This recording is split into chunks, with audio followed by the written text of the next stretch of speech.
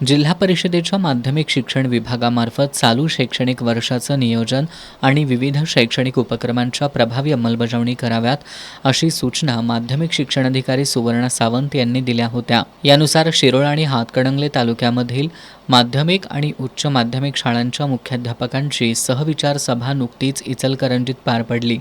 या सभेत उपशिक्षणाधिकारी अजय पाटील आणि RG चौगुले यांनी चालू शैक्षणिक वर्षाच्या नियोजनासह विविध प्रशासकीय आणि शैक्षणिक विषयांवर सविस्तर मार्गदर्शन केलं।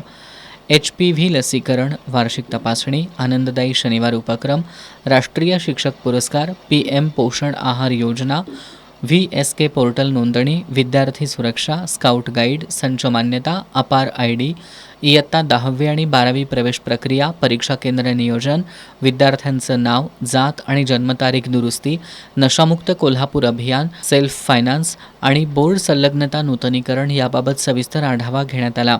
याचबरोबर शासनाच्या विविध योजना प्रभावीपणे राबवणं, शैक्षणिक गुणवत्ता वृद्धी, विद्यार्थ्यांची सुरक्षा आणि सर्व ऑनलाईन कामकाज वेळेत पूर्ण करण्याच्या सूचना देण्यात आल्या। या सहविचार सभेला दोन्ही तालुक्यातील माध्यमिक आणि उच्च माध्यमिक शाळांचे मुख्याध्यापक उपस्थित होते।